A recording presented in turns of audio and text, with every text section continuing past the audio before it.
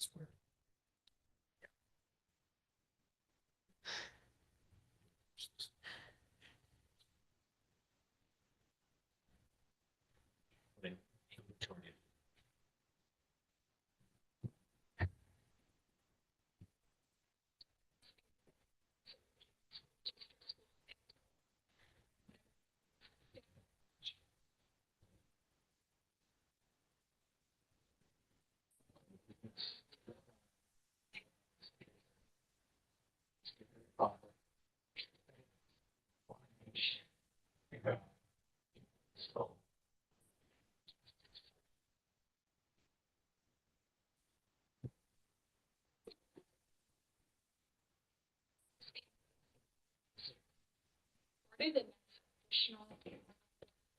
folks who are joining us today.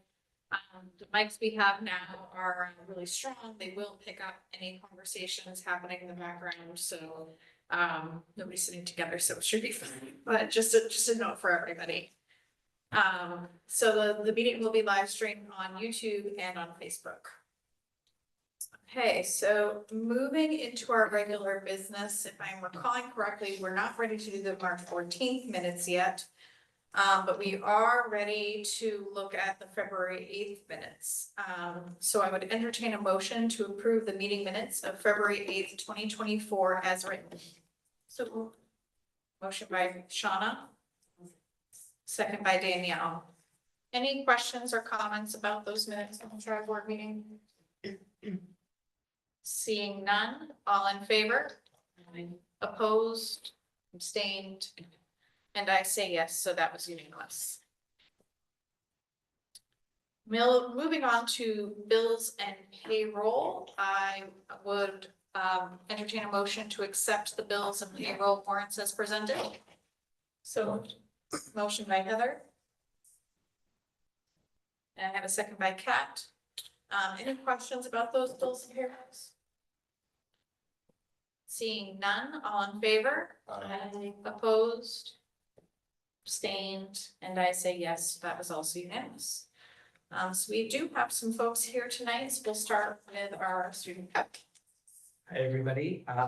So not a whole lot going on.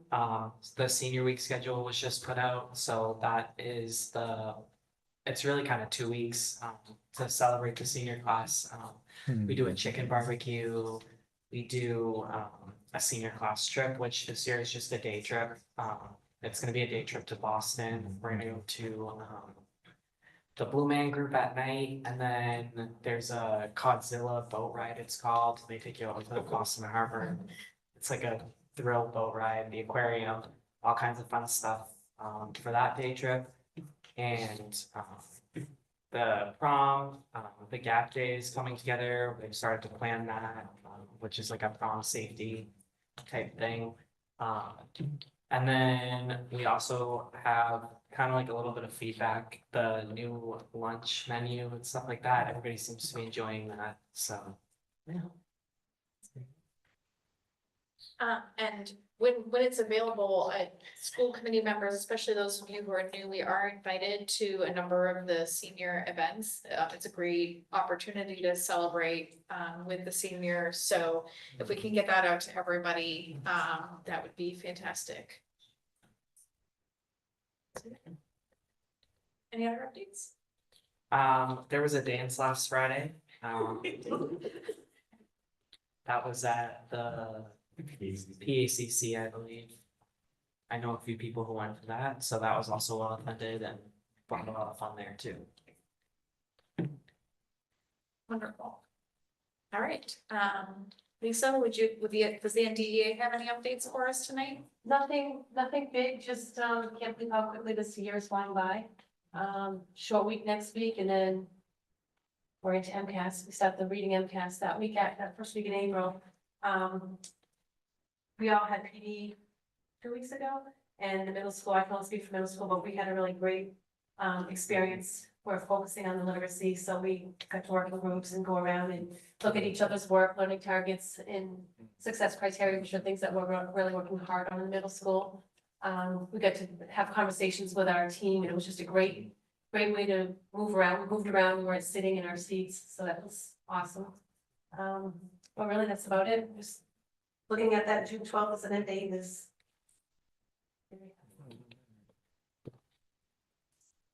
Coming up fast. Really fast. Thanks so much for that update. Okay, so we do have a few pieces of business, to get through, so. Susan's noting a sign, I should. Right. So we have a few pieces of business to get through, the first of which is our treasurer appointment for the remainder of this year.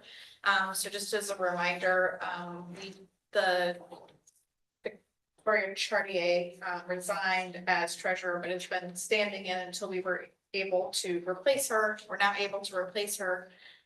So Felicia Kuhl has agreed to step in as soon as we vote her in. So that's just the context for that. So I would entertain a motion to approve Felicia Kuhl as district treasurer for the remainder of fiscal year 24, subject to successful contract negotiations, which will be carried out by the superintendent. So motion by Heather, second by Sean. Any questions? Hank. Oh, sorry, second by Hank. Any questions? Okay, seeing none, all in favor? Aye.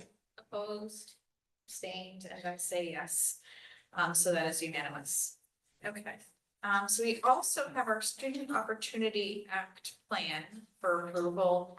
I'm going to hand that directly over to you, Switchy, and let you run through this. Thank you. So districts are required to submit plans to the state every 3 years under the School Opportunity Act. It's more commonly known as the SOA plan.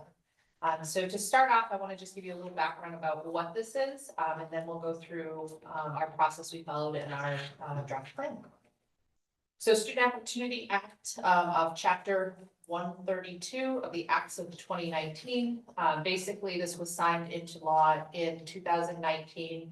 And the purpose is to provide quality learning experiences. And post-secondary plans are in place to support all students, but in particular, the SOA plan is focused on equity gaps for certain student groups. So unlike our district strategic improvement plan, or our DSIP, which is about all kids, our SOA plan is not meant to be about all kids, although many times the things that we put in there do impact all students, but our SOA plan is supposed to be targeting specific student groups where we can demonstrate and show we have an equity gap. SOA funds are not a grant, but they're part of the Chapter 70 monies that we receive. To be completely honest, we don't receive a lot of SOA funds here in our district. So when we look at our plan, please know that while SOA funds will support that, we will be using other funding sources to support that as well. And as Commissioner Riley quotes here, this is really about closing equity gaps that exist in districts. So in terms of planning, again, this is a requirement for all public schools in the state of Massachusetts to go through a process to develop and submit 3-year plans, particularly focusing on subgroups of students that have the greatest discrepancies from analyzing multiple sources of student data. We include stakeholder input in the process. There was a survey that went out, it was either end of last month or earlier this month. So we gathered quite a bit of input from folks in the process. We are required to create and submit a plan for DESE. They review and approve that. Prior to us submitting that, we are required to get school committee vote and approval on the plan, which is what we're seeking tonight. In the plan, we identify the Student Opportunity Act, or SOA, focus areas, and EVPs, which are evidence-based practices. So those are very scripted. They come directly from a list provided from DESE. So after we identify our groups, we select focus areas directly from the SOA focus areas and evidence-based practices that will align with those and create a list of actions as part of our plan. We also select metrics that will be used over the course of 3 years to assess where we are in progress toward meeting those EBPs and focus areas. Those are also selected from a pre-created list from NESI. And then annually, we submit progress through a report DESI asks us to fill out and complete. So that's sort of just the nutshell of the process. So as we look at our data, we really identified two student groups that have discrepancies. They are students with disabilities and low income. A snapshot of some of the data we use to look at that are our heat maps that DESI puts out. So what you see here this is in terms of student achievement. And what you'll see is that the dark areas here, the darker red areas, demonstrate the largest gaps that we see between this student group and all students. And so for us, you can see students with disabilities for ELA achievement is by far our largest gap, and we have gaps with low income students as well. You'll also notice there's a lack of data for some of our subgroups here because our populations are quite small. So we do not have a large enough population in some areas where we can actually look at data or disaggregate it in that way because our populations are too small. However, we are able to disaggregate other forms of data for those groups. So we have looked at our EL population, students of color, and additional subgroups as well. When we look at our growth data, we see a similar pattern where our two subgroups that are showing the greatest discrepancy include students with disabilities and low income. And again, we looked at multiple data sources. This is one snapshot just to demonstrate those discrepancies. So those are our two student focus groups for our SOA plan. In our feedback that we received from our stakeholders, 98.3% of folks identified focusing on a comprehensive early literacy approach as being incredibly important. This was by far our top priority from our stakeholder feedback. It was followed by early literacy screening assessments. And then following that was, targeted academic support and acceleration. So it really aligned well with our DSIP goals around literacy and our MTSS model. So we saw some really interesting alignment with priorities and what we already had in place in our plan. So we selected two focus areas to work on for these particular groups. We focused on implementing our core literacy program at our elementary level. And you can see here the focus area and the evidence-based practice from DESI connected to that. And our DSIP, this is a great alignment with both our MTSS goal as well as our data analysis goal as well. And then district-wide, we'll be working on universal design for learning. This aligns with not only being able to focus on both of those subgroups, but it also aligns with some feedback we received from an external report, the accept report, which was, we hired them to come in and do an external sort of audit of our special education department, but it really was looking greater than that. It was looking at how is our system set up to support students with disabilities.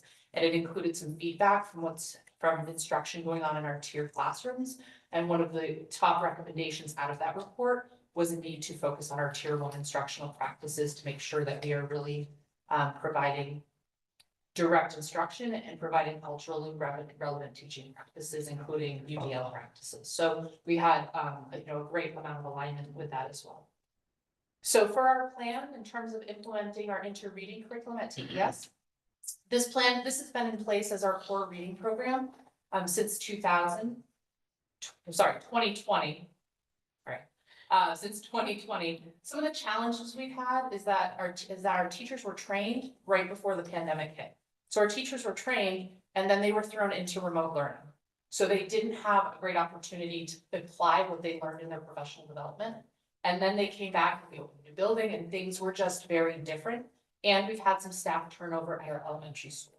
So our elementary teachers are asking for some additional support in implementing the core program as well.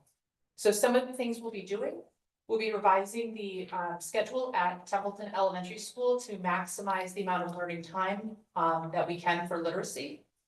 And to promote the components of the core literacy block and make sure teachers have enough time set aside to teach that, those components. We also want to make sure that our schedule is maximized to allow teachers to provide both whole class instruction and small group instruction for literacy. Excuse me, we'll be contracting with a professional development provider to provide some additional professional development for our teachers. And we'll be also putting together some resources to help assess the implementation of the core reading program throughout the building. Lastly, we'll be continuing to provide professional development or common planning time to teachers to support them being able to co-plan, analyze data, reflect on program implementation for their grade level. And we'll be working to develop and distribute resources to families to help make sure that that home connection exists between the core literacy program. This will include us revising our TES report cards to make sure that they're standards-based and parent-friendly.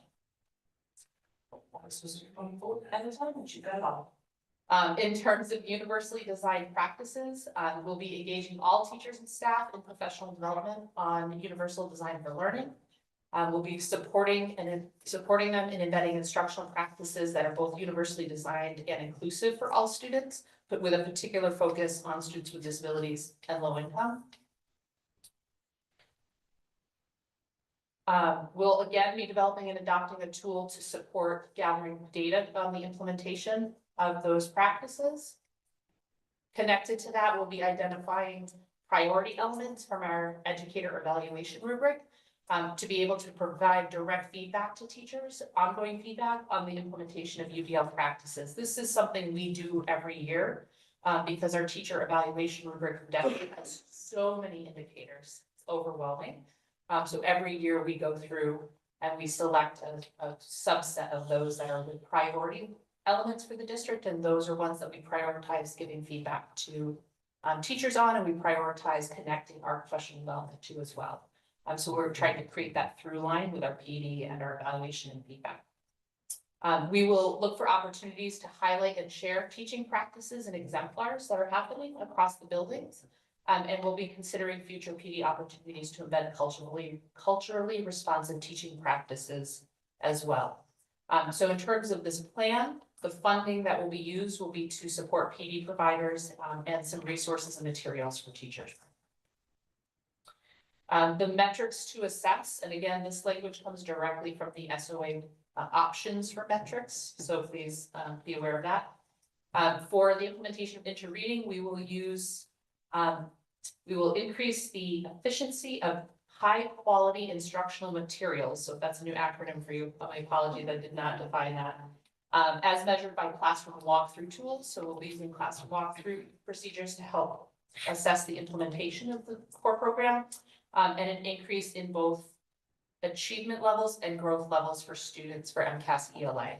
Similarly, for UDL, we'll also be looking for UDL practices through classroom walkthroughs, and again, increase in % of students for achievement as well as SGP for all subject areas for UDL. That is an SOA plan in a nutshell. And I do want to give an opportunity for any questions that folks may have. And then we will need to have the committee vote to approve the focus areas for the plans.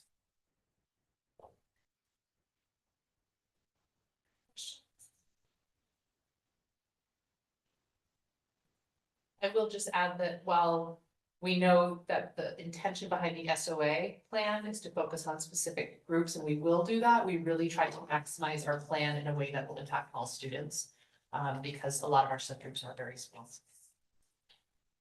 I have a question. You were mentioning, I might get it wrong, an acronym UDI?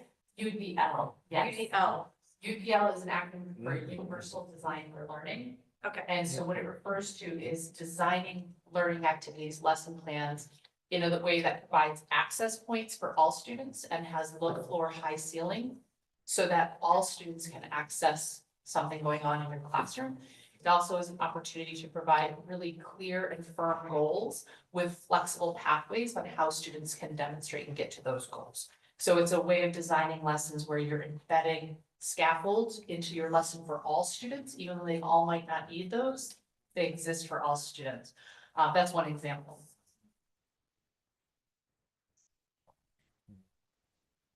any other acronyms we need to hit? I was trying to get those, they sneak in sometimes. That's your little 1 for 2. UDL is on the educational acronyms, CW started, but HQIM is not.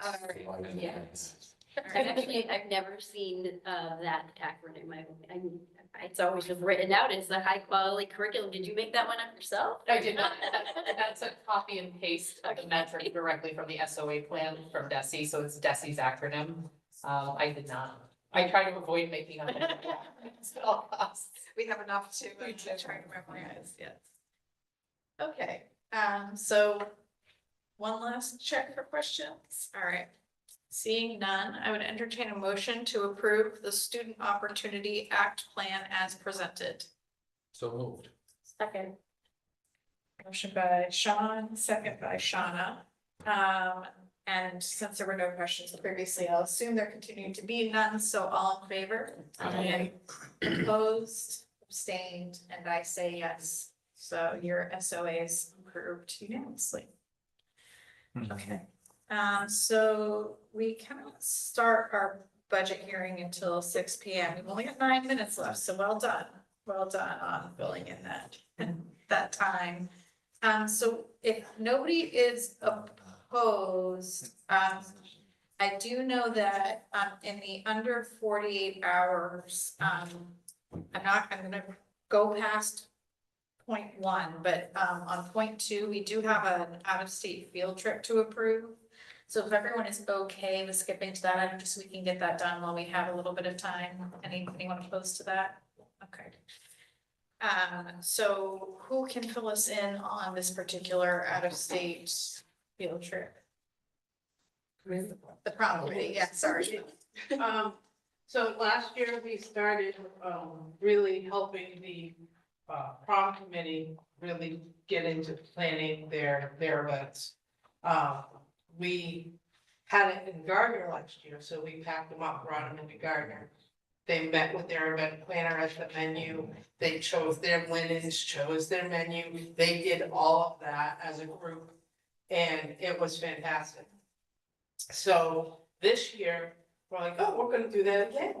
Well, never dawned on us, Ringe is our state.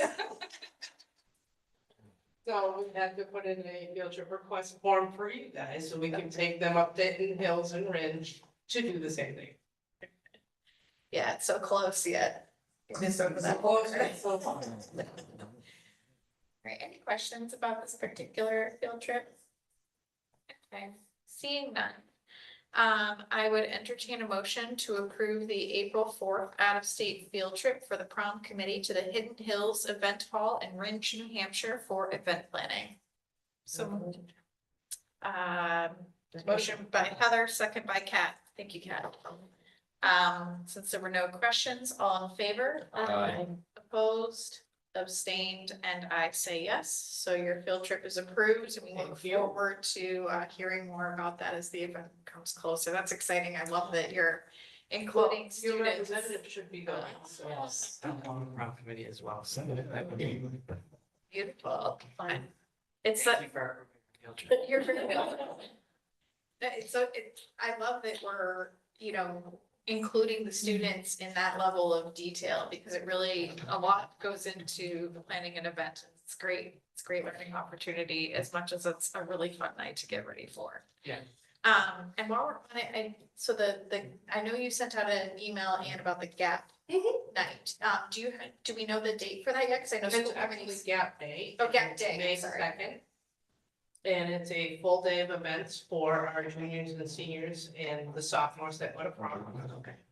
We bring in speakers from Alyssa's Place in Gardner. So they get a firsthand, presentation from people who've been there, done that, Then we provide stations for the kids. Templeton Fire, Phillipston Fire, Templeton and Phillipston PD. We have the state police coming in with an activity that I'm not going to divulge because we have a student here. Then we have, well, there's gonna be some support. Yeah, of course. Then to the state police. We also have the sheriff's office is coming in with an activity as well. We still got more happening. Hopefully, it's gonna be an exciting year this year. So I'm really excited, and then we provide a cookout for the kids for lunch. So that's great, yeah, and for those of you who haven't seen it yet, Ann did send out an invite, school committee is invited to that event to see all that's going on. So if you're available, please let Ann know, and put that on your calendar, it sounds like a really great event. We would love to have you guys come and see what we're doing. That would be fantastic, thank you so much for extending the invite, appreciate it. All right, anything to fill 4 minutes, Dr. Cassidy? Sure. Are you kidding me? We had, I thought, a very, very successful presentation of our budgets to the select board and finance committee last night. But I thought that went very well. That's just one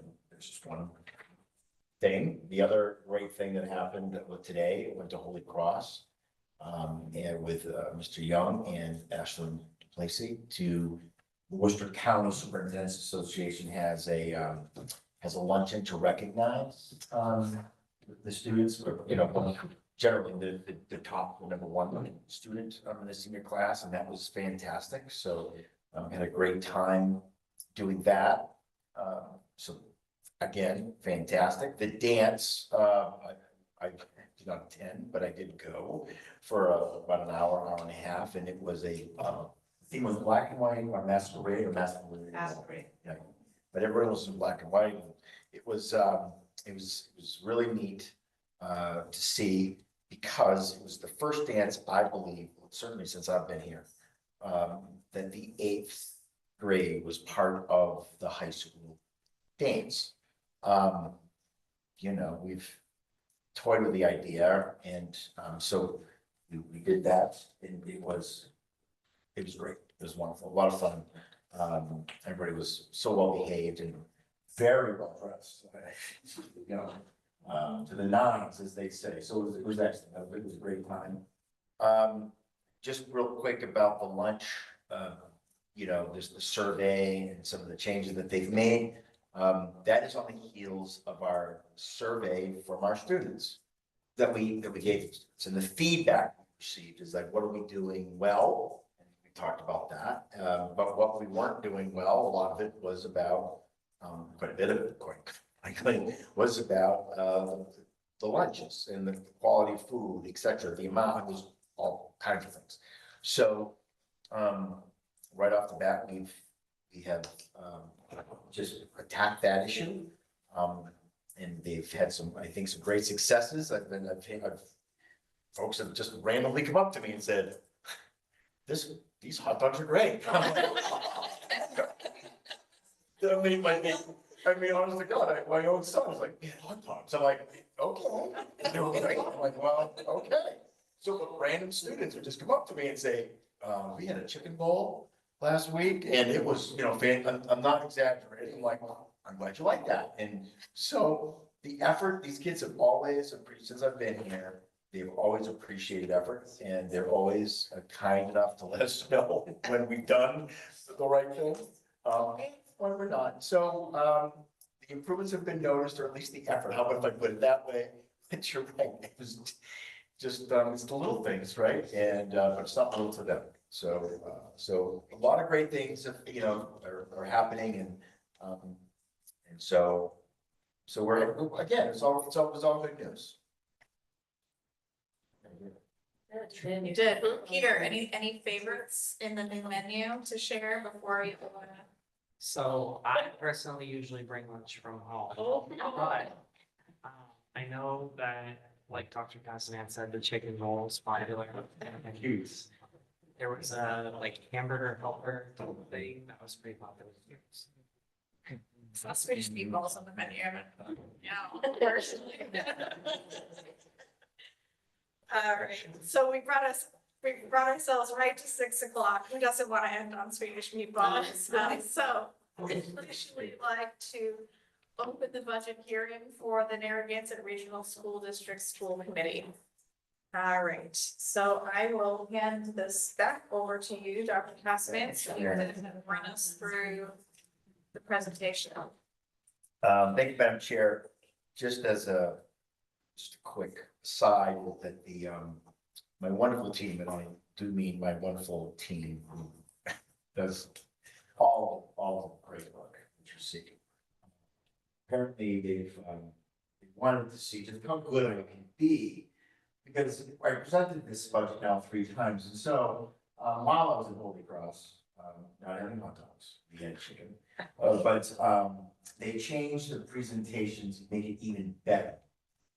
And so, one could say that they're just testing, and, but I will, I wanted to throw that out there because they've done a lot of work. The feedback from folks who have actually given us feedback about the budget and the presentation and the setup and what they want to see, what they don't want to see. So this is really a culmination of, well, 3 presentations and folks who are kind enough to give us some feedback.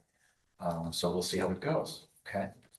So obviously, the reason why we do everything sits on this one slide right here.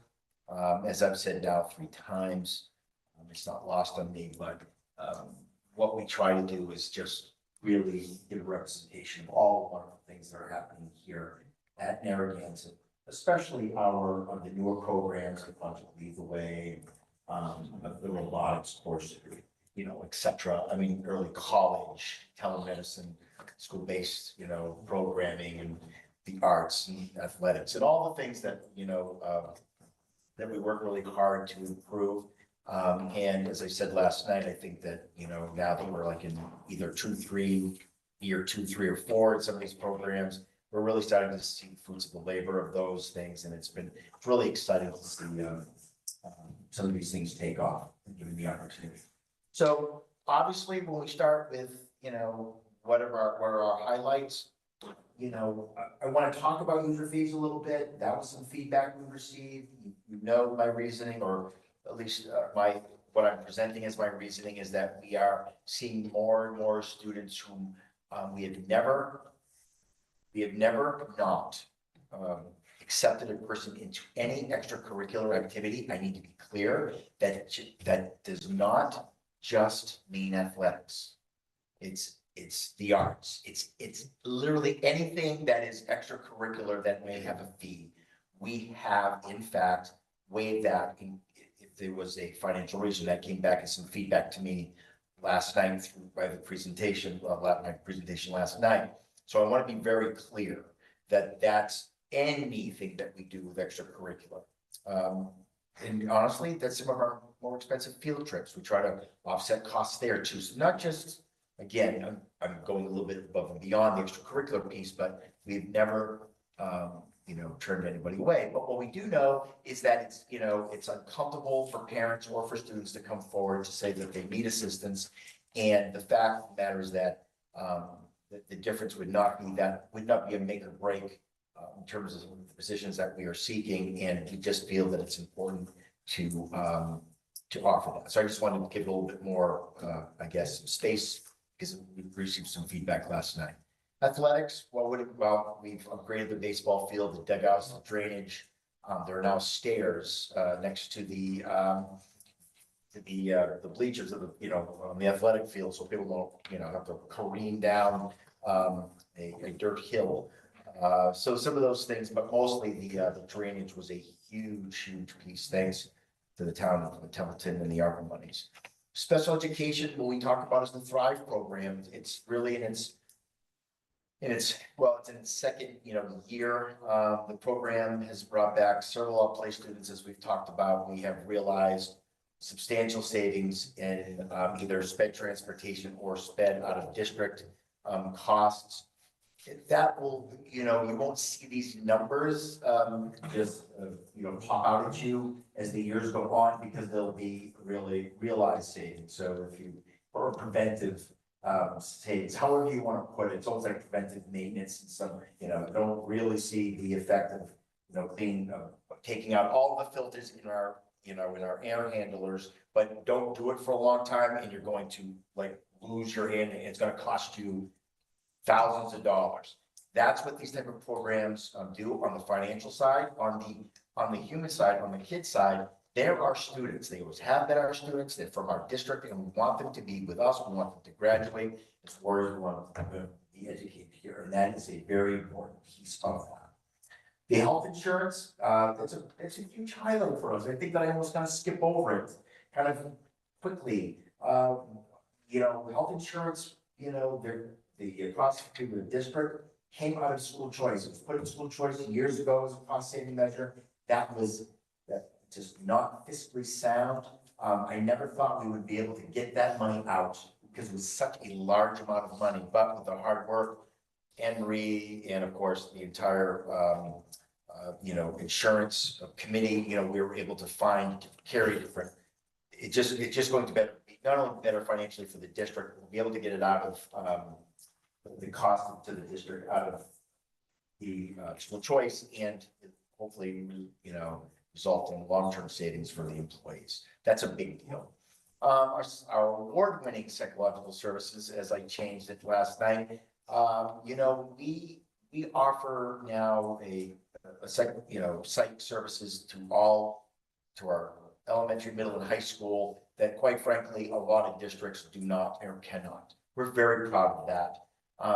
It's concerning that we have such a high need, but it is what it is. So we want to make sure that whatever the need is, that we are able to handle appropriately, and we are, and we're proud to say that that's been 3 or 4 years in the coming, in the making. Pardon me.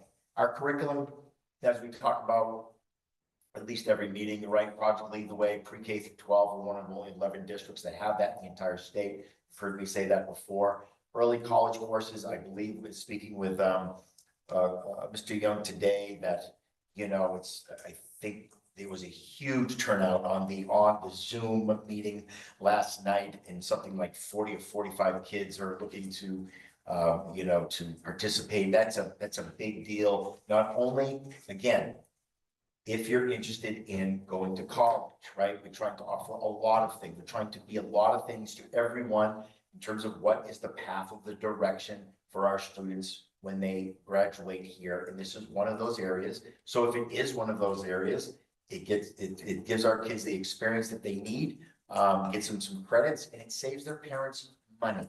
And that is important as we move forward. So obviously that has been a big undertaking and a great highlight as well. Or I guess I'm wrong. Okay. You don't be so subtle with, all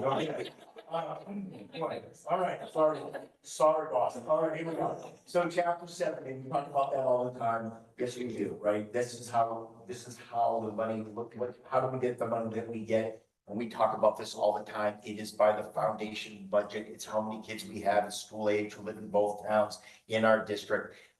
We basically stayed about even from last year. We're actually was negative. We're -8 kids from last year than to this year. So that put us in held harmless. We talk about that a lot.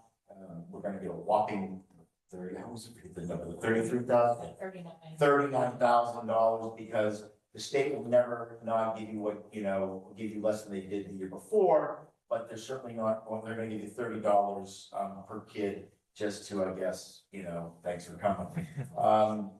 That's problematic for over 200 districts this year. And a lot of districts are seeing the same thing. It's a problem with the formula, not necessarily that we're seeing just a mass exodus, across the state, although we are seeing a declining population in mass, but certainly not out here. We dropped the low income group. We talked about that. Why is that? It's because we knew that the state and the feds had changed the requirement for mass health or for benefits. And I think almost the same amount of districts saw a decline in their low income group. We were 8 low income group, 8 last year. We are 7. And we did the figures last night. It was roughly a $57,000 difference from last year that we received, for those students. And so that's a big, obviously that's a big drop. That has to do with 2 factors. Yes, we dropped a group, which the funding formula changes, but we also dropped about 47 kids from last year. okay, because of the new requirements. So when we were contemplating the budget, looking at the budget, we wanted to, I think for the first time, at least in my years here, we wanted to gain, look, we're spending your money, how do you want it spent? So we put out a survey, it's probably the second most attended survey that we've ever put out. The first one was snow days, of course. But the class size was the number one concern for the 300 plus submissions that we had. The second, close second, was compensation for teachers. And we have talked very openly about compensation in this district. That doesn't happen in a lot of places. That's not a pat on the back for myself or for anyone else. It's just about really, community has asked these questions before, and we put some information together, which other districts are now using, quite frankly. And so, we're on and we're looking at it, but those are the two major concerns moving forward. And when you start thinking about like, well, how did, when you're asking for all this money, Chris, why? And we got into the business for the very first time, looking at where are the kids coming from. You've heard me say 50 times that we're plus 100 kids over the last 2 years. And so why? Where are they coming from? Well, when we look at the houses, or at least the permits that were pulled, these houses are in various stages of development. Foundations all the way up to being done. I have no idea, but we picked a date. And so we said, okay, from this date to here, how many permits were pulled? 40 in Templeton, 24 in Phillips, and that's a lot of houses. When you compare that to other towns, again, size matters, depending on, who you're comparing yourself to, that's a lot. And and we know that people have moved out and families have moved in. They are moving east to west. And that doesn't come as a shock to anyone, certainly at the town level or the folks who live in the communities. We're seeing a lot of new faces, and that's great. But we also know that this is going to be something that we're going to have to plan for as we move forward. So speaking about the student enrollment, chapter 70 increase was only $39,900 for being held harmless. That's almost, it's almost nothing. Don't spend it all in one place, as they say. We decreased 8 students in foundation enrollment. You've heard me talk about that. Our low income category dropped from 8 to 7. And we're still trying to catch up from the 23 increase of 100 students in terms of staffing and just resources. And so when we talked about that 2-3 years ago, we were looking at the elementary school. And now, as you see, they're coming up to the middle and high school. And what we're seeing now is we're seeing other bubbles starting to in terms of our kiddos at the elementary, as I'm looking at someone who works at the elementary who can attest at the pre-K and K level. So what about the student enrollment? Well, look, we went back to FY20, we started there, we could go back to, we start from wherever. But even with FY21, which was COVID, which, I don't know how you factored in or out, we were plus 95 kids. When you start taking in, to account that we are actively not taking as many school choice kids in based on how many kids we have in these buildings, especially at the elementary, that when you start looking at that and you're looking at your differential, that's amazing because you're almost 1 for 1. You're more than that. You got kids moving in and then school choice kids cannot be, I don't know if this word phased out, right? But we're not able to take them in so many buildings or in so many places in our district now. So they're declining a lot faster, and we're still gaining kids because residents are basically, how if I use the word, taking their place. Okay.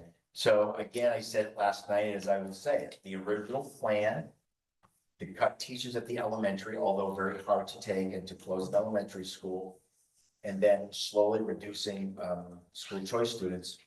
Given what we saw back then, and if you try to take that trajectory and move it forward, it would have worked.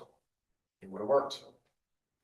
Because we saw declines as the student enrollment projections that were done because you have to build a building, you have to have one done.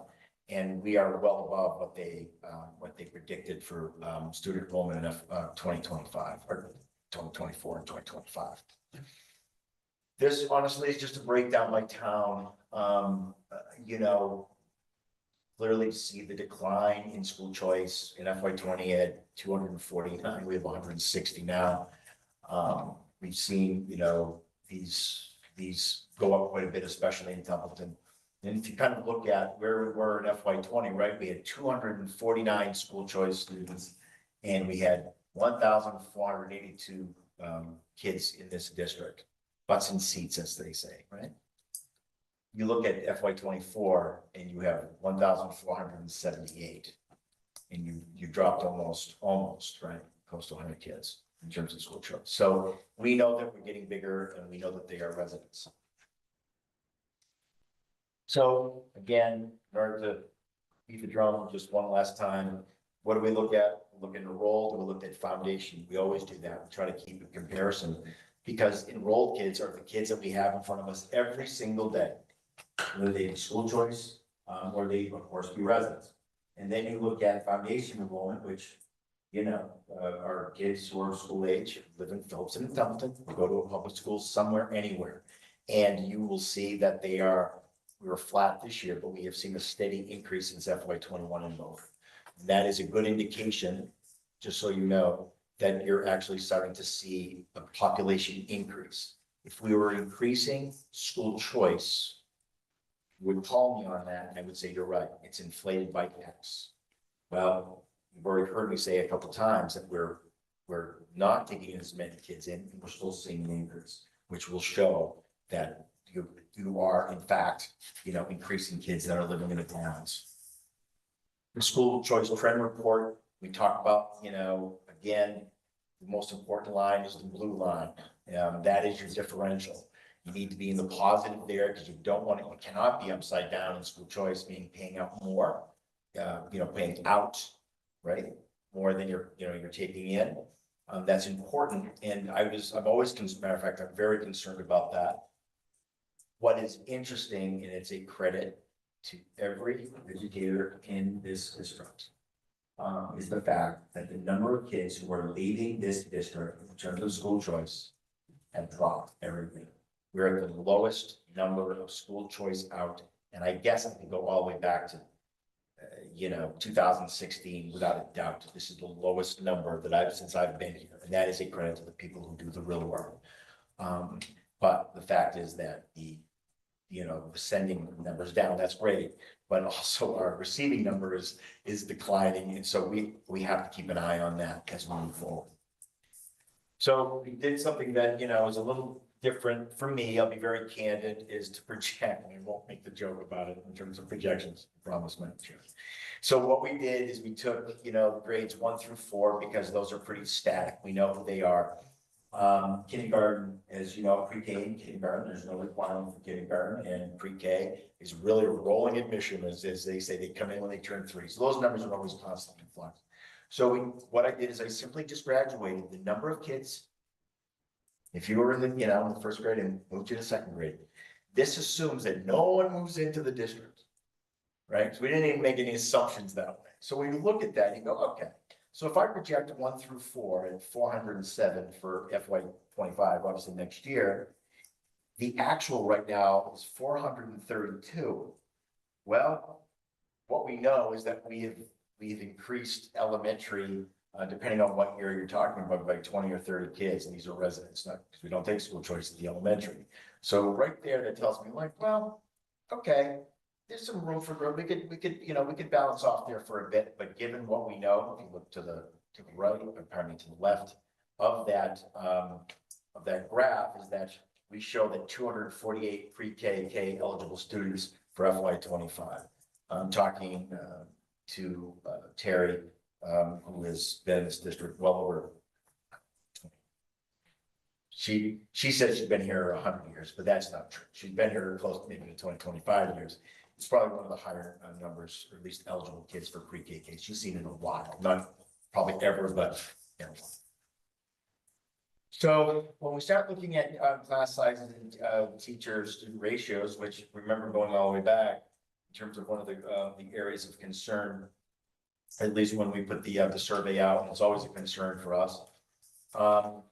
you know that the more kids we have, and of course, the number of students, and that's how you get your student ratio. So that is really what this budget is predicated on, or at least, proposed budget as we move forward. I don't have that as my next slide, just so we're clear. Oh, that's right, Oh, okay, it's a link. See, they threw a link in there too. Okay, so, I'm gonna have to look at the screen because, so this helps, you're gonna make me seasick, but, so I'm trying not to be seasick. So as of March 1. Actually, can I? No, I can't. All right. Yeah, that's fine. So if. Yeah. And you all look I black. have to, oh. We started this many, many years ago. I like to know exactly how many kids I have in every, and where they're from in every classroom. We've done this for, I don't know, 6, 7 years. So what that helps us do is track how many, just kiddos and, in terms of equity, do we have, too many, Phillips and kids in this group, tons of kids, what's about, well, as of right now, school choice, kids, school choice doesn't even come into play. As you can see, we have a grand total of 14 school choice students in the entire elementary school out of a grand total of currently 625, 680 of those are residents. I didn't add the kids who are tuitioned in for pre-K, because those are not school choice kids. I didn't want to get into the weeds. So we also talk about ratios, because that came up last meeting in terms of, well, okay, what kind of supports do you have down in every building? And we talked about a dean of students, and someone, and there was a question asked about ratio, et cetera. So if you take the principal, assistant principal, who are the only ones whom can do evaluations, they have 44 evaluations. The elementary has more staff, supervise more staff than anyone, period. It's not even close, meaning, now remember, cafeteria, custodial, et cetera.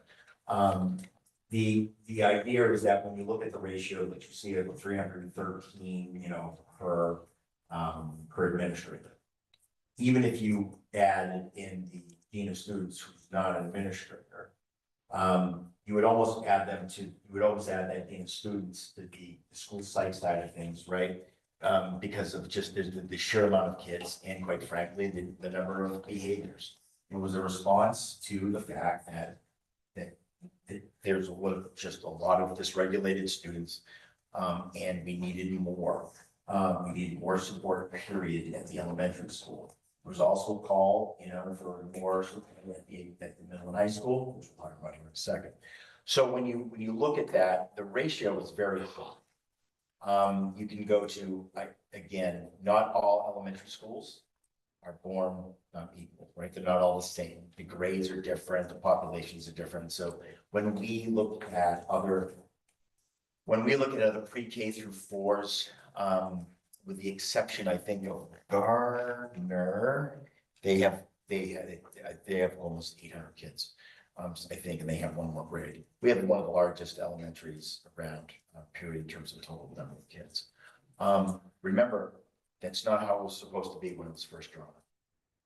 I haven't said this in other presentations before, but just remember, it wasn't supposed to be like this back in the day. There were supposed to be 2 elementary schools, right? There were some, and so to have them all in one building is, by the way, we're good, we're fine. There's no issues with occupancy or anything like that in terms of sheer numbers. It's not yet. But the fact is that wasn't supposed to happen. This building was supposed to also house the 5th grade, at least from town, right? So when you start going back in time and just remembering some things, is that this building was supposed to be through the 5th grade.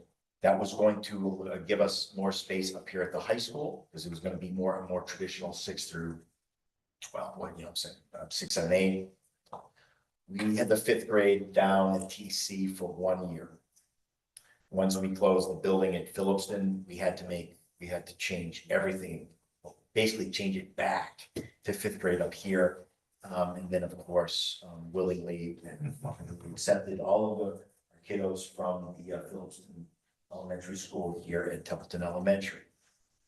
I don't think we should ever, by the way, certainly not trying to, create or make old wounds worse. But it's important to remember that this wasn't the plan. It became the plan. It became the plan, and we're doing fantastic, if I may say. But this wasn't how it was supposed to be. So when things start to get to the fact where we're starting to see some, I won't say overcrowding, but our numbers are going up, and like, where do we now find this classroom?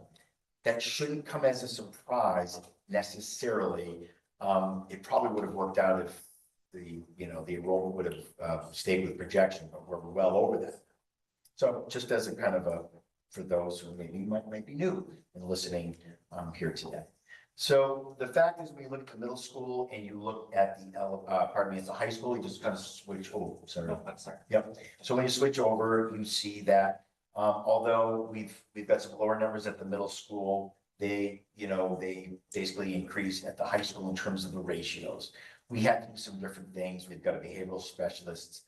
We've got guidance counselors at the high school, because you need guidance counselors at the high school, because kids need to be guided to do whatever they're going to do once they graduate. So obviously it looks different, but the basic setup is the same: a school psych, BCBA, and a school adjustment counselor per building. And that has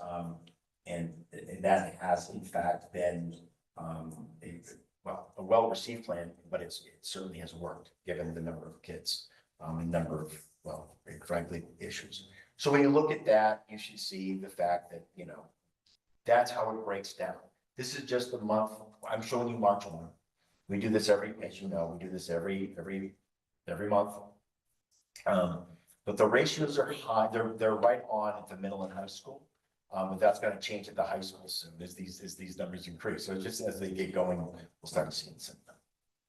Okay, so that's just, again, we can come back to this, but this is something that I know that we talked about it, the number of vowels that the administrator has, and certainly to the staff. Okay, so this will go back to thank you. So we start looking at this, how, so here we are. So what are we asking, right? What's the ask? And the ask is that the high school, middle school, and TES need people. They need staff. That's what they need. And when we start looking at that, we put the ask, generally, if you had to triage, educational triage in the area of need. Importance isn't the word I would use. It's really about need. They're all important. Right? They're equally important. When we start looking at the high school, the 8th grade becomes the number one position, quite frankly, because of the sheer numbers, because again, the high school level. We'd like it to be a Spanish teacher, so we can do actually have a 4-language program all the way up from 8th grade. You see that we talked at nauseam about Monty Tech After Dark, that program, and what we think that really kind of rounds out the opportunities that we're trying to give all of our high school kids, or at least expose them to. And this would be the vocational kind of slice of the pie that we're trying to add. We have internships. Pretty good internship program, given that it's really a grassroots. We already know about early college, and you heard about Project Lead the Way. And this would really give us a very well-rounded program that would, I think, satisfy most of the kids, at least needs, or just, exploratory. And we heard last night, Monty Tech presented before us last night that they are aggressively seeking grants to find money for these teachers. And that's fairly new and not new information, but we're hopeful if the timing is right. I'll need to talk to Dr. Brown, Monty Tech, but to see where they're at with that. But I think all 3 districts that this After Dark program, Fitchburg, Gardner, are all basically saying the same thing: is that love the program, this is really great, but I don't know that we have the resources, especially this year.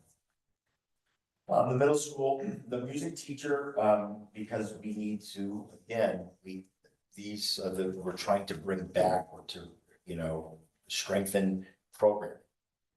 There were 2 music teachers at the middle school. It looked a little bit different then. The structure was different through middle and high school in terms of just how things were structured, period. But we want to be able to bring back the music teacher at the middle school. One, it will help with the number of kids that we have, because we don't have as many unified arts teachers as we have classroom teachers. So when you have that disparity, you have very large unified arts classes, whether they be music absolutely is, I believe is essential. We had a great choral program here when I first started, among other things. And so we'd like to really expand on that, by the way, for the entire high school. Right? That's something that could be utilized, but they would be missed. The literacy teacher, we've talked, we just heard about the ISO, right? We know that we're the epicenter for COVID and the effects of COVID. It affected everyone, but really the grades that were K1 at the time were very negatively affected, and we are seeing issues at the middle school in terms of our literacy, and we need to strengthen that across the board, but certainly right now at the middle school. Templeton Elementary School has really been our focus for the last couple of years, as everyone knows. It was a great thing to be able to bring back, think about it, but to bring back all the teachers that were at one point cut, but were being funded through ESSER at the time. And so we've done a lot of work down at the elementary over the last couple of years, but really truly need to find a way to find three paras to support the kindergarten, which we put a paraprofessional in each of the kindergarten classrooms. We have 5. We currently have 2 paras right now. Two classrooms have paras. They share them, but you know what I'm saying. We need to find 3 more in order to complete. So when we start talking about, you need a lot of people.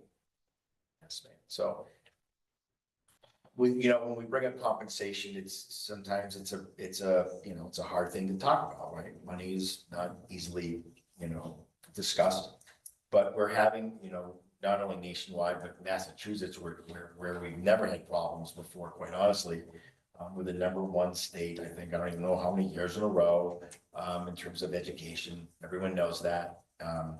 But you would think that we would have ample amount of teachers just everywhere. We do not. It's affected Massachusetts probably least, when you look at other states, but I will tell you that it's affecting Massachusetts, and it's affecting Western Mass. I know we're central, we're supposedly central Mass. It's hard to attract teachers out here if they're not from here.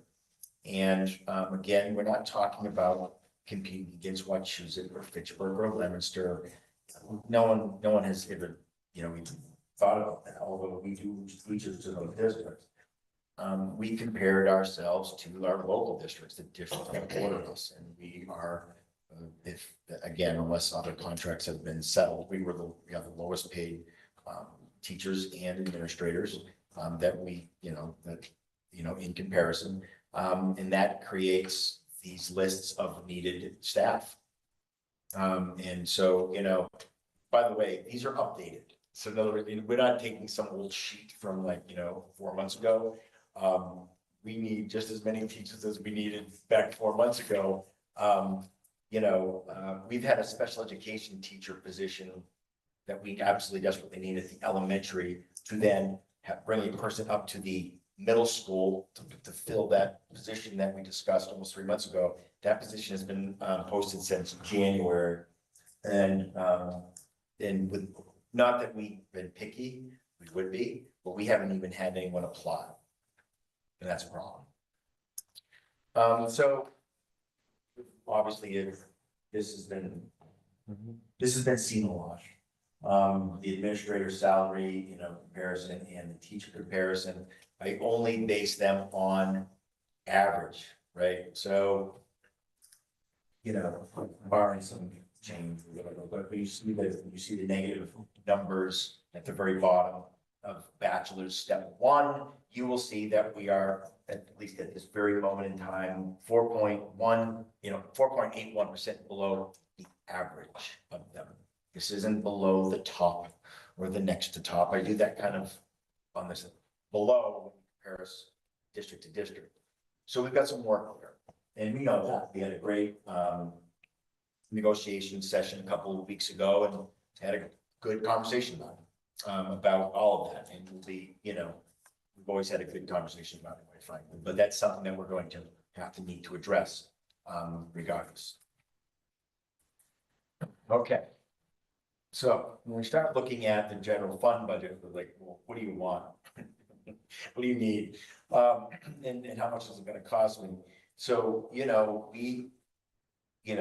need a 4.99% increase, which is $1.165 million, just around. Phillipson's increase, given that would be a 10% and some change increase would be $200,000, and Templeton's increase would be a little over $1 million.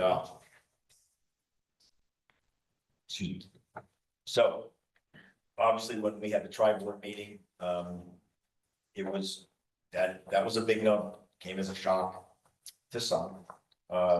And like many small towns currently, there's a lot of need and not a lot of money. We understand that.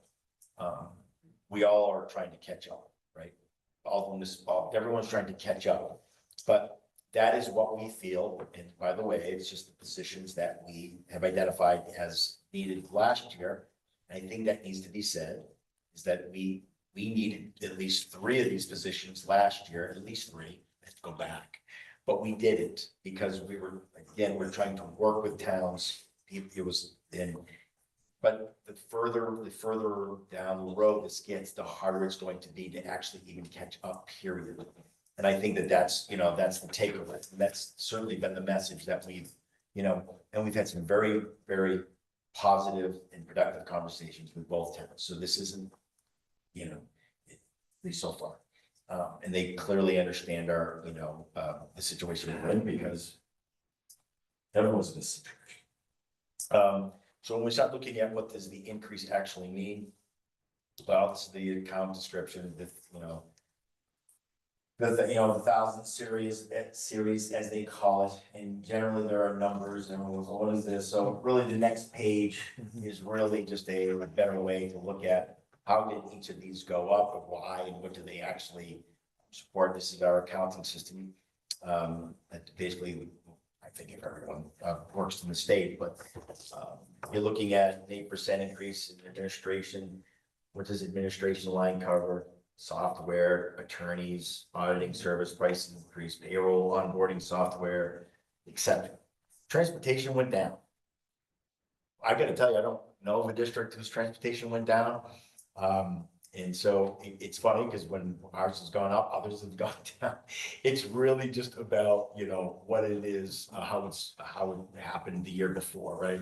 So right now we should be happy. We should just, take it and run, right? But it also has athletics in there, and our nurse leader, that position was reduced the middle of the year in order to actually fund one of the teaching positions at the middle school.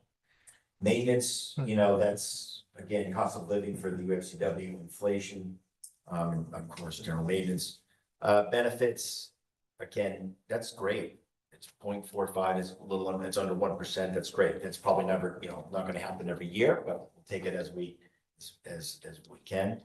Our debt went up just a little bit. That's for the biomass boiler. Went up a little. No, just a tick below 1%. And, really the big win this year is really the 9,000 series, sped tuitions and of course, transportation. That has almost everything to do with a couple of things. Well, Thrive, right? Bringing kids back to the district. Some kids, kiddos aging out, that kind of thing. But the cautionary tale always is that we have 2 kids move in tomorrow, and we be financially, responsible for them. And by the way, every district is. And so right now, though, that's where we're at. And what's good about this is that we actually we put something in place and we actually saw the fruits of its labor, right? So when we put in Thrive, this is what happened or what can happen. It won't always look like this because you'll be deferring cost, right? Keeping kids here saves money too. Right? So look at it that way. The instructional series, obviously, we started big increase. We're talking, this is where salaries are. It's small. But no, but these where the salaries are. This is where, where all of the things that we have talked about is the instructional series, 2000 series, and in supplies, which, by the way, folks, we don't spend a tremendous amount of money on supplies. We do what we buy, we purchase what we need to, but it's, we don't keep things stockpiled, so.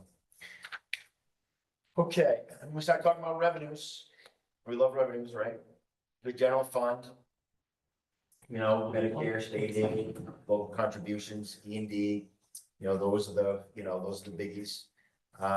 We had ransom revolving, circuit breaker, the circuit breaker is, basically a formula for out of district special education placements. I believe there's a base formula of anything over, I think it's 47 or 48,000. They give you a percentage of every dollar over that. And the joke of it is that we never know until we find out if the state has any extra money. They don't give this to you right off the bat. They wait till the budget's done. They go, oh, well, we're gonna give you, 3% or whatever. And that's generally how it happens. State grants, school lunch revolving, our meals are free, but there's still a reimbursement.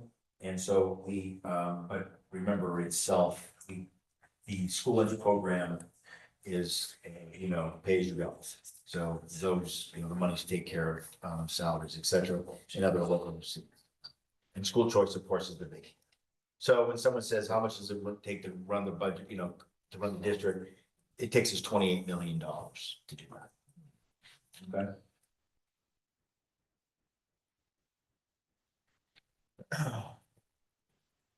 So what does that look like? Well, we still have 9 teachers in school choice. This is not new to districts.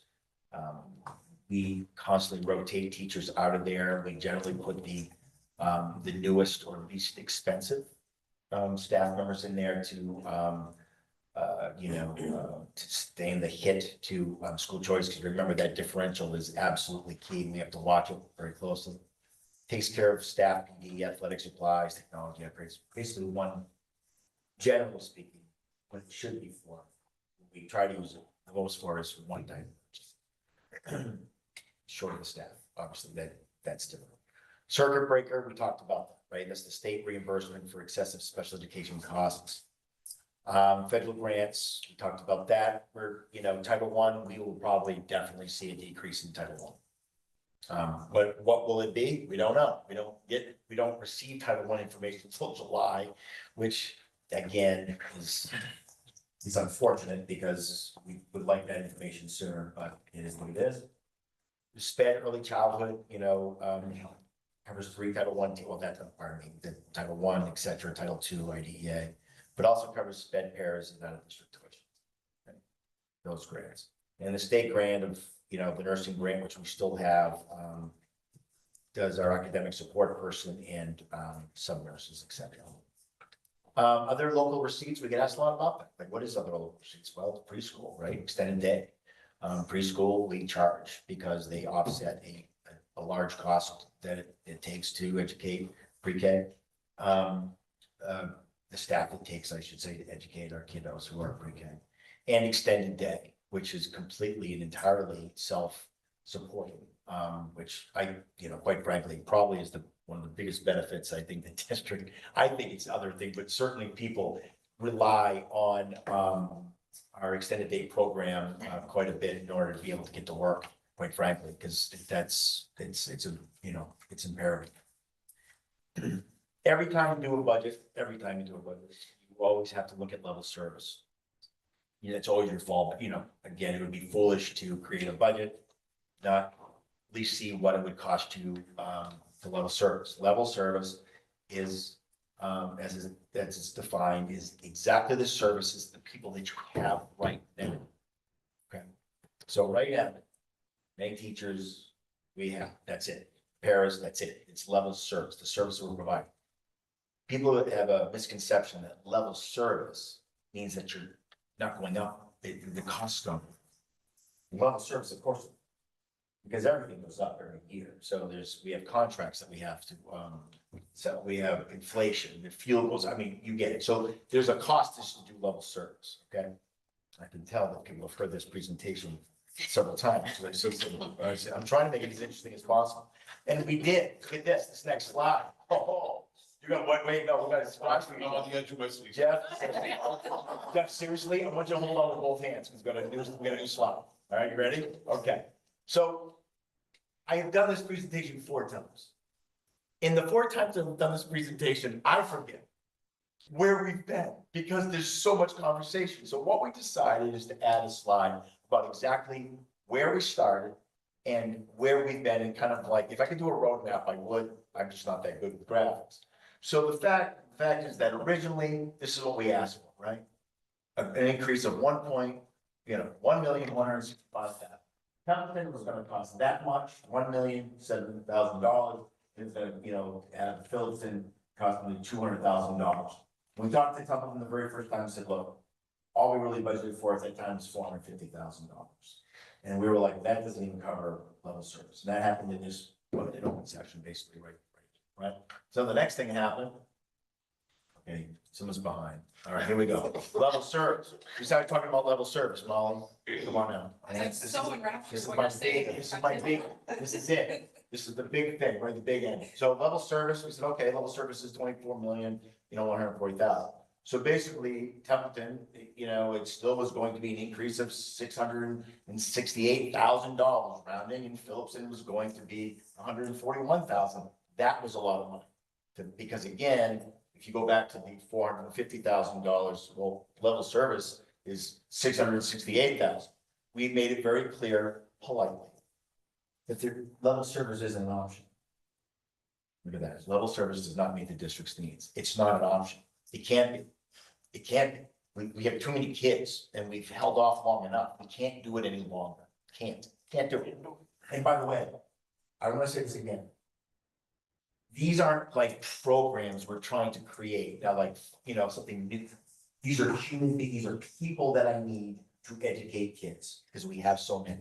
So this isn't like some new fangled, program. These are people. So it didn't need it.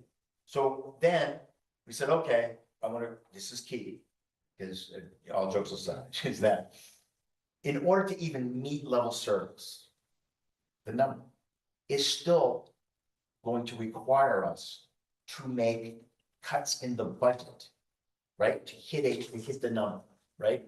So that is, again, if we were to sell one thing to this, to explain it well, is that level service that this year doesn't help, because there's still going to be, and we're gonna show you what they would be, but there would still be a cut to the budget, right?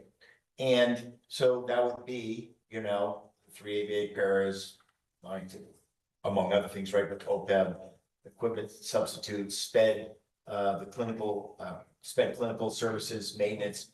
And so that's a big thing. So when we say the adjusted need, right, or ask, is that we need an increase of the adjusted need ask could be, right, that's how to put that, is that be 24,296,000. Right, that's an increase of $922,000. We're gonna show you this all is in a minute. Right? Templeton would be an increase of $800,663. Phillipston would be an increase of $164,000. And that would be what we would need to hit the number that we would need for the staff. If we go to the next slide, I'm gonna let Anne Marie take it for a second while I get a drink of water, to be very candid. To explain the reductions. What would it mean? So last week I was asked, what would a level service budget look like with 2 teachers? The 2 that we think are most important, one for the high school, one for the middle school. So I came up with this list, and if we cut the 3 ABA paras for $87,977. The Monty Tech dark teacher for $82,341. I would give up my OPEB contribution for FY25. Not the whole thing, but reduce it by $10,000. There was an equipment lease. I was hoping that we would be able to buy a new lawnmower since we are adding 2 new fields next year.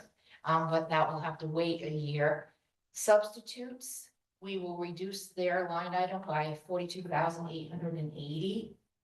Currently, as of last week, we have spent this year $216,310 on substitutes, and we still have our busiest season going into it for subs. The total for the FY25 budget was 212, so I was hoping to increase it, but it's sort of a gamble that I'm willing to take, hoping that we'll have staff next year rather than have to fill with long-term subs like we did this year, so hopefully that number will work. Sped clinical services consistently goes in the red. 2 years ago, we spent 90,000 and had 70,000 budgeted. Last year, we spent 79,000, had 70,000 budgeted. So I was hoping to bring it up. It's currently up to 75. I was hoping to bring it to 80, but we'll gamble again or hope one of the grants can maybe pick up some of that extra. And maintenance of equipment was $900, which will just, they want one out if it really becomes a problem. So the total cuts would be $243,386. And that, with those cuts, that gives you your 8th grade teacher, and it will give you your 2 middle school teachers. So the Monty Tech teacher would have to be put aside, and hopefully they get the grant that they were talking about last night. And the parents, you would have to forego them, and we would have to see what happens during the summer if we get excess grant money, or if we're able to hire someone at a lower rate than I budgeted. So that one would have to come at a later time. It'd be great actually to do that. One of the things that I brought up last night, and this is no shade to Monty Tech. Okay, as I want to give the same compliment, which I absolutely wholeheartedly agree. That when Monty Tech and Narragansett present their budgets, we generally do it back to back. And so both towns honestly have the pleasure, the honor of really seeing the 2 best business managers within 50 miles. The other one, well, one of them is sitting to my right, and Tammy, you know, from Monty Tech is phenomenal. I've known her for a very long time. But she made some great, it was when she was going through her budget presentation, I said, she was talking about that, you know, all the project, they have to build new bleachers and they have to do some things, and they were doing this, and they were like, well, we don't want to take all that out of stabilization, we can keep to this amount, and we want to do this, so we got, you know, stabilization in E&D, and we don't want to, because our, you know, our bond rating, and they were going through this whole thing, it was very well done, and when I presented last night, I said, you know, just to kind of give you an idea is that we don't even have a stable, we have very little stabilization, and every year we use our E&D. The comment was, we don't want to use all of our E&D in case something should happen, right? In case something, this is from Monty Tech. And by the way, there's no shade to Monty Tech at all, but it was a very, the contrast was notable, is that out of $580,000 in E&D, just wondering what these 2 are left. I'll find out later, Madam Chair. I don't want to hear it now. But we use over $500,000 out of 560 in E&D. And so, and we don't have a stabilization. That's what we do. It was established Yeah. back in the early 2000s. Has $50,000 the initial investment and a couple $1,000 over in interest for the past 15 years. I'm not saying that to like rub salt in it or to, but it's a very vast, right? It's a very big difference about, you know, I don't know what the towns would say if we did, God forbid, run into some kind of, I don't know, whatever. It says, geez, where'd your E&D go? Well, I'm gonna point to the budget. I mean, that's where it points to, so, but I know, fair is fair. A lot of the stuff that we wanted to fix, Templeton helped us do that through their ARPA monies.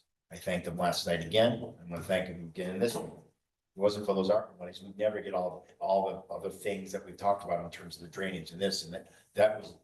Those were things that we were able to check right off of our list that we never would have hit. So, look, I wanna thank you. Thank you. So, yeah, so then this would be, I called it the adjusted draft. Because we're asked for a number, all we do, when I say all we do, but all we're doing is just crunching the numbers, is the school committee obviously has the discussion, makes the determination. So I called it an adjusted draft, make sure that everyone knew that this was not something that was in stone, et cetera. But it would bring the increase to 3.95 for, you know, the overall ask. Wilson's increase would be 164,000 roughly. Templeton's increase would be 800,000 and some change to that adjusted draft. So I'm not going to go over the summary. The summary hasn't really changed, quite frankly. The summary is what it is. What is different this year is that we've had excellent conversations with both ends. They have been civil, they've been productive. These are not, everyone understands. I believe that they understand. This isn't just, you know, just giving us, you know, just what we want to hear. I think there are some definite challenges for both towns. I know that all municipal services have challenges. I get that. We are starting to fall behind in our staff, you know. What Anne Marie is not saying, and I appreciate it, is that we spent a lot of money in, you know, in subs. Again, we have 6 people who are 6 teachers with a stipend who are teaching an extra class. We're burning them out. And we're not able to hire some of the teachers that we need, which are more prominent ones, the more concerned ones, like special needs teachers. That is starting to take a toll. So I'm just simply saying that, you know, I understand all those things, and I don't necessarily have the answer, but our job is to, of course, advocate for the schools, and I think that the budget that we presented does that. So really with that, Chair, I will answer any questions. I'll pass it over to my school committee, all school committee members. What questions do you have? Concerns, comments?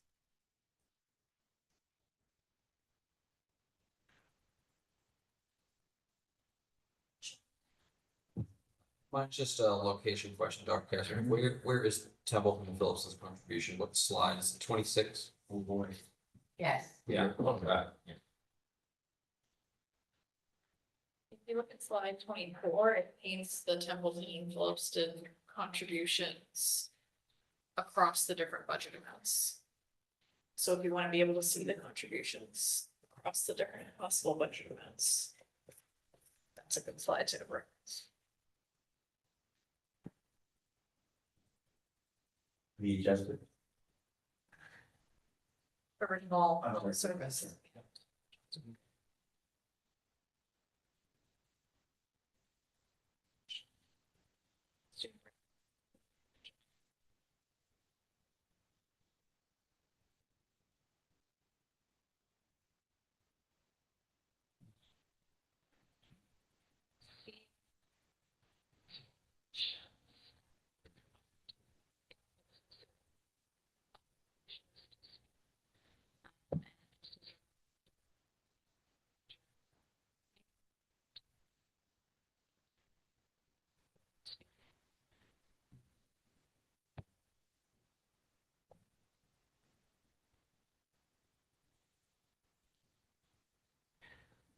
Jeff Bennett from Templeton.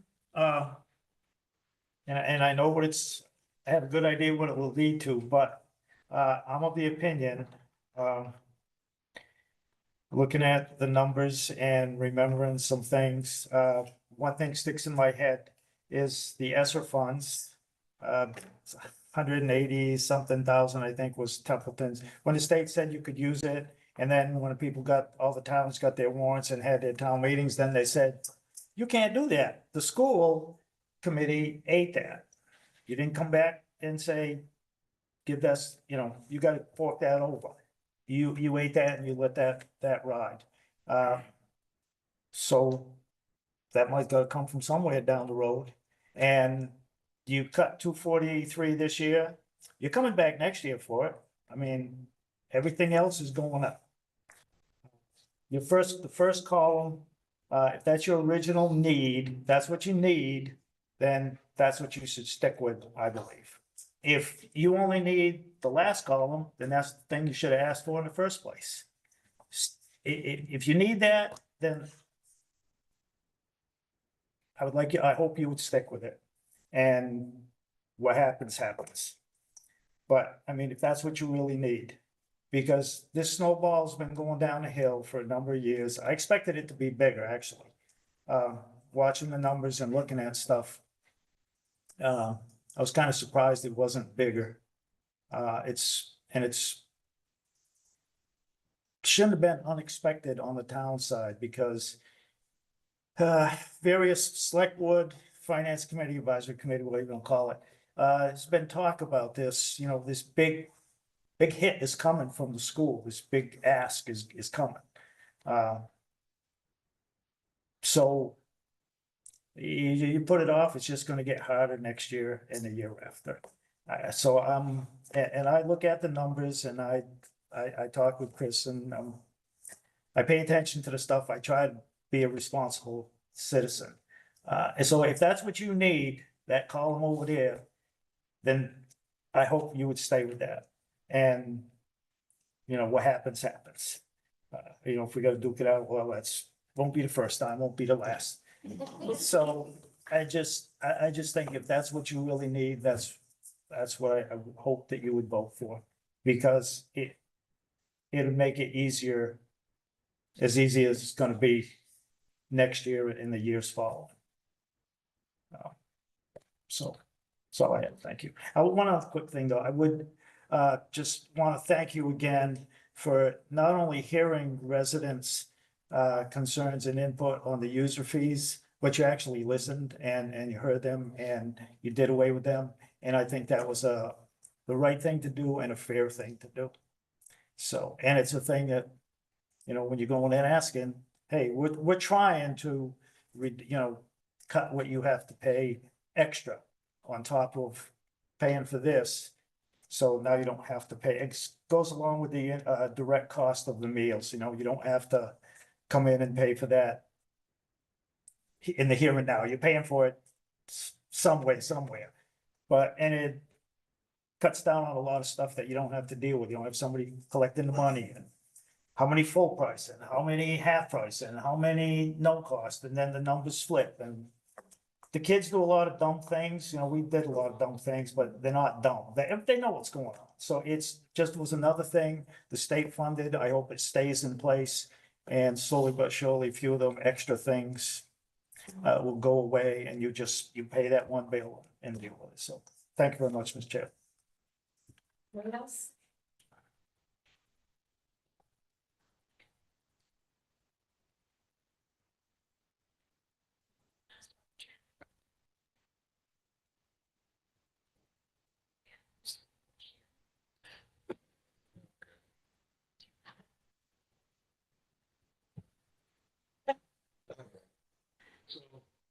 This team, utilizing data from the student achievement programs to develop a budget with priorities.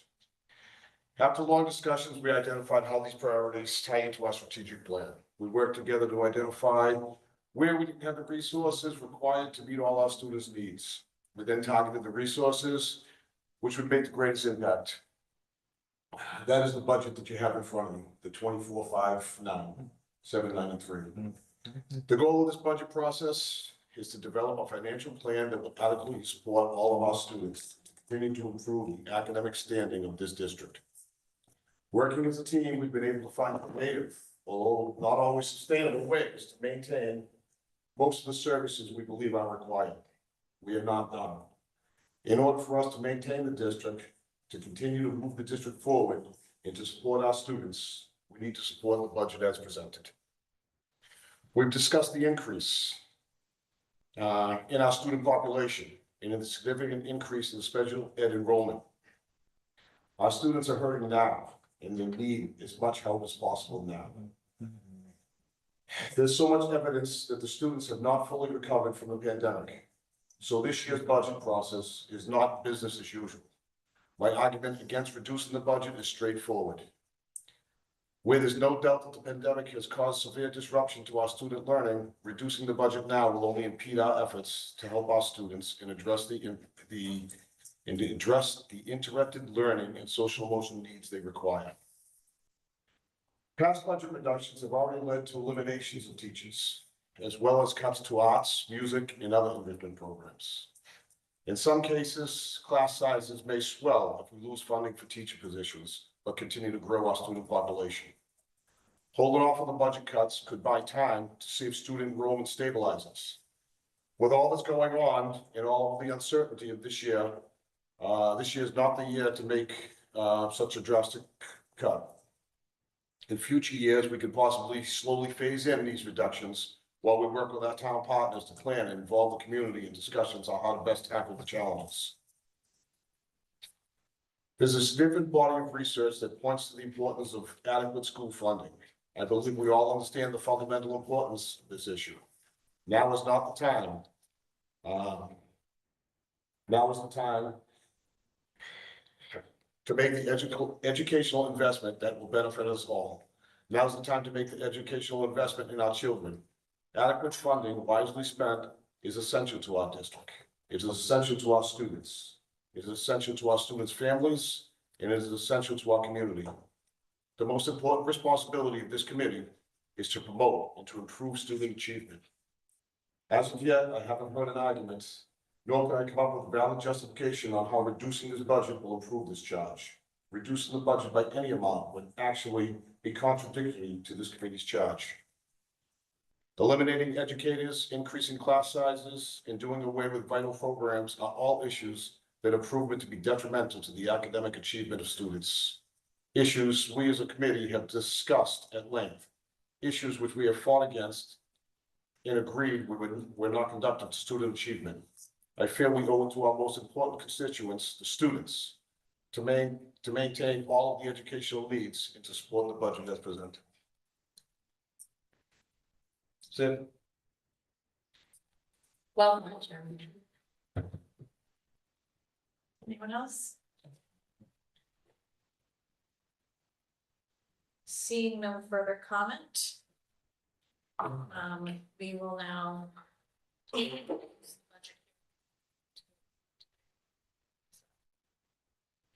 So having closed the budget hearing, it's now time to move to vote.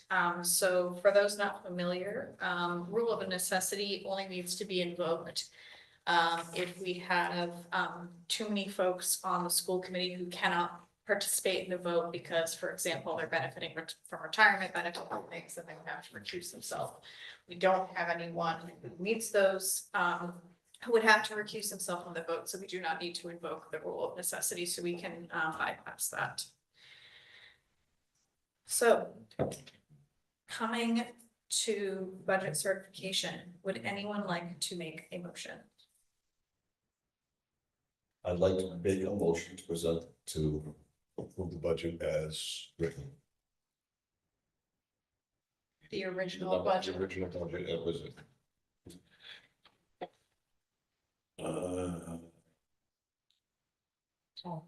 The dollars. 24. 20. Yeah, 24, 539, 793. I second that. So a motion by Jeff and a second by Shauna. So typically with budgets, we do roll call votes just to make sure that we have the votes. We officially have the votes that we need. Nobody's questioning the ayes, the nays, etc. So we will do the roll call. So the any questions or comments before we move into a vote?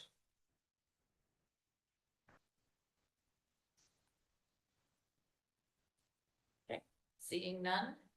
Hank, Aye. Sean, Aye. Kat, Aye.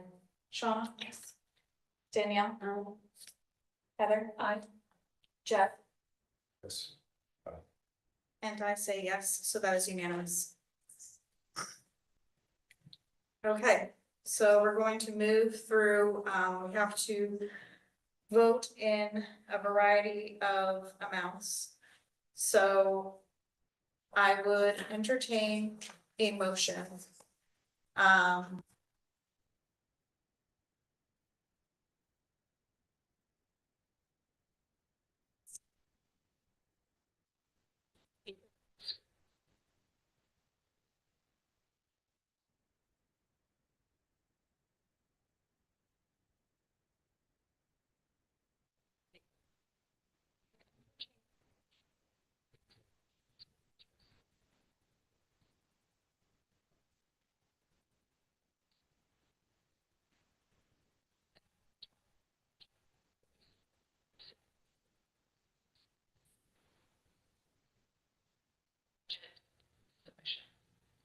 One budget submission. Motion by Heather. Second. Second by Hank. Any questions or comments? Seeing none. Hank, Aye. Sean, Aye. Kat, Aye. Shauna, Yes. Danielle, Heather, Jeff, Yes. and I say yes, so that is also unanimous. I would entertain a motion for the Narragansett Regional School District School Committee to vote the estimated income of $639,423 for the FY25 budget, which is based on the Chapter 71 aid from the Governor's House 1 budget submission. So moved. Second. Motion by Heather, second by Shauna. Any questions or comments? Seeing none. Hank, Aye. Sean, Aye. Kat, Aye. Shauna, Yes. Danielle, Heather, Jeff, Yes. and I say yes, so that is also unanimous. I would entertain a motion that the Narragansett Regional School District School Committee vote the estimated income of $14,903 for the FY25 budget, which is based on the charter school reimbursement from the FY25 cherry sheet estimates. So moved. Motion by Heather, Second.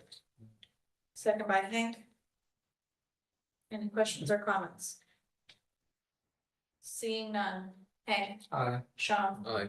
Kat, Aye. Shauna. Yes. Danielle, Heather, Jeff, Yes. and I say yes, so that is unanimous.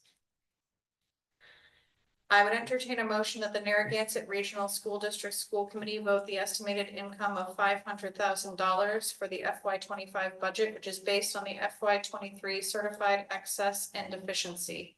So moved. Motion by Heather, second by Danielle. Any questions or comments?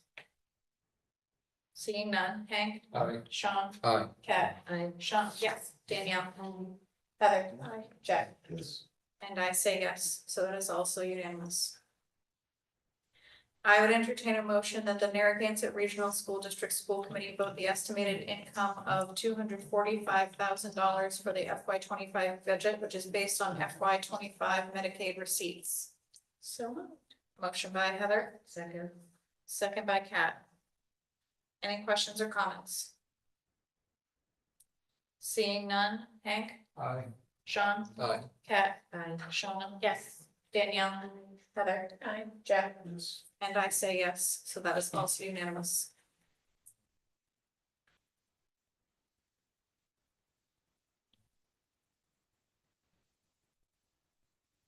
So moving on to the town assessment votes, we will start with the town of Templeton.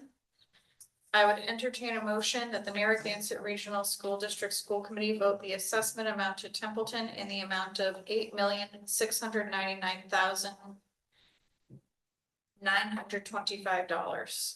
So moved. Second. Motion by Sean and, or Hank, and second by Kat. Any questions or comments? Seeing none. Hank, Aye. Sean, Aye. Kat, Aye. Sean. Yes. Danielle, Heather, Jeff, Yes. and I say yes, so that is also unanimous.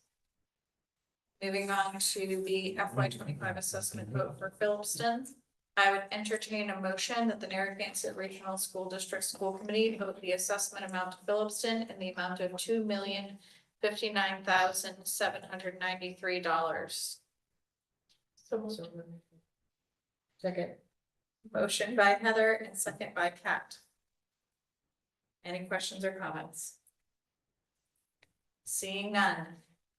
Hank, Sean, Aye. Kat, Aye. Sean. Yes. Danielle. Heather. Jeff. Yes. And I say yes, so that is unanimous. Thank you, everyone. There's a lot of energy, good conversation. You know, and thank you for all of your words, Jeff. Well thought out, well put together, and really express where we are. Okay, so we can move into the next point of business, which is a vote related to the partnership program with the Montechusett Regional Vocational Technical School, which I specifically wanted to wait for pending the outcome of our budget. So I'm assuming that what can someone tell me exactly what this vote allows us to do? We're talking about what this vote will allow us to do. For the one time. Yes. I'm sorry, I was. Yep, for the Monty Tech, allow us. to Yeah, do. so we're in the items not anticipated under 48 hours. That's okay. Yes, so the Monty Tech vocational program that we're looking to put in place would impact our juniors and seniors. And it would provide opportunities for up to 12 students, 6 juniors, 6 seniors, to participate in a project, a program, I should say, with Monty Tech, where students would enroll in either an electrical or carpentry program. And they would have a week on where they would go to Monty Tech and they would be in shop-based classes. Full-time, Monday through Friday that week on, and then they would be a week on here in our district, like an AP week. And when they're here in our district, we would be working with them on a variety of course offerings in a different type, sort of an alternative type situation because of their week on, week off structure, so that they would meet their core graduation requirements for academics under Mass Core. And so students would start their junior year, then they would continue in the same program their senior year. It would be a 2-year commitment. When they finished the program, they would have certifications coming out of Monty Tech as well as the required coursework to receive a diploma from Narragansett. They would remain our students. And this first year of implementation would look a little bit different because the seniors that would go through the program would only complete half of the hours of the program. But we wouldn't be able to double up our juniors in year 1 because if we were to do that, we would not be able to add students that next year and that junior year. So the seniors would have an unusual experience the first year. But it would be a 2-year cycle. Students would go through an application process and a lottery system. And if the program is successful, which we anticipate it would be, we'd be looking to add plumbing in future years to have a third option and increase our enrollment if the program is successful. Any questions or comments? I know this is a program we've been reviewing, but I just wanted to have that reminder for everyone. So I'd entertain a motion to approve the MOU to move forward with the planning of the partnership program with Montechusett Regional Vocational Technical School as presented. So. Second. Which one? That one was Sean. Motion by Sean and second Kat. Just hear the male voice at the end of the table. Don't Give look it up. to anybody, you can give it to him, it's okay. All right, so motion by Sean, second by Kat. We had already discussed that there were no questions, so all in favor? Aye. Opposed, abstained, and I say yes. So that was unanimous. We already took care of our out of field trip for prom committee. So we'll move to school committee comments. Any comments from the school committee? I just really enjoy it. We're also invested in like improving our school district. I've seen some school committees that are just devastating. And I just feel like the teachers here. So No. Hank,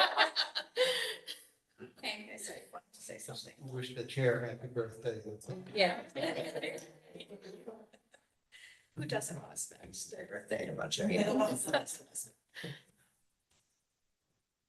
Any other school committee comments?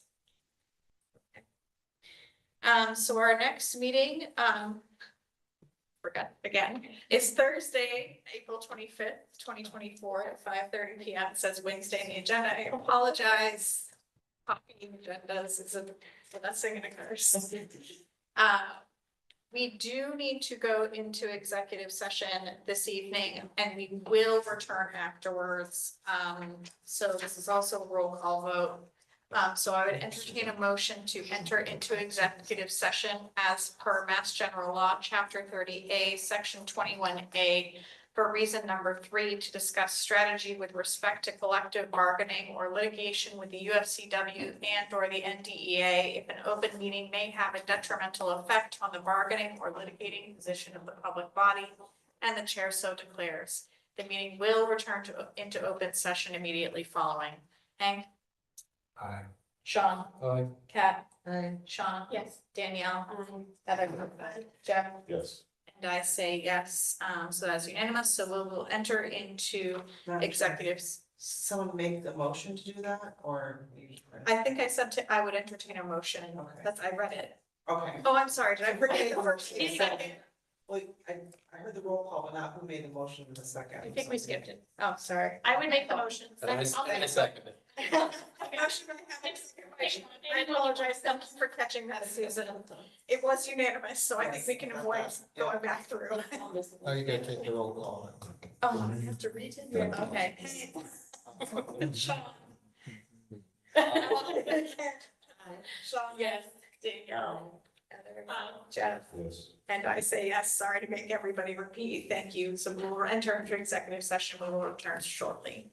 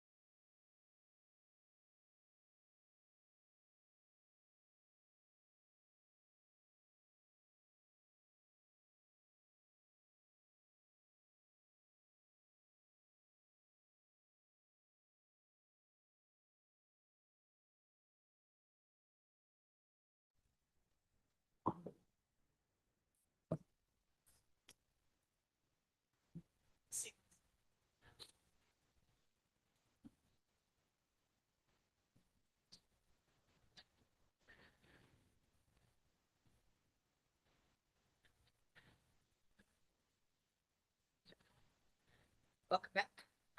So in executive session, we reviewed the memorandum of agreement from between the NDEA and the Narragansett Regional School District. For those who were not aware, essentially in the NDEA agreement with the school district that ends at the end of FY25, there was an agreement that we would re-look at what was available for FY25, and there's an agreement that has been reached. So Hank, I read this before we go to a vote, yes? Yeah, Is that okay? yeah, entertain motion. Okay, so I would entertain a motion to approve the memorandum of agreement written as the Narragansett Regional School Committee District and the Narragansett District Education Association jointly agree to this memorandum of agreement, MOA, for additional compensation for FY25. The district and the association met on February 27th, 2024 to reopen the contract in order to negotiate additional compensation beyond the amount specified for FY25 as outlined in the Narragansett District Education Association contract, June 2022 to June 2025, Appendix A salary schedule. The parties agreed to increase the cost of living adjustment for FY25 from 2% to 3%, eliminate the bottom step, step 1, and add a step to the top of the pay scale, step 12, with a 2% increase over step 11. So Anyone? Motion by Shauna and second by Kat, is that correct? Yep. And we're gonna do roll call, so Hank, Aye. Sean, Kat, Shauna. Yes. Danielle. Aye. Heather. Aye. Jeff. Yes. And I say yes, so that is unanimous. And that was our last piece of business for the evening, so I would entertain a motion to adjourn. Second. Motion by Hank, second by Sean, all in favor. Aye.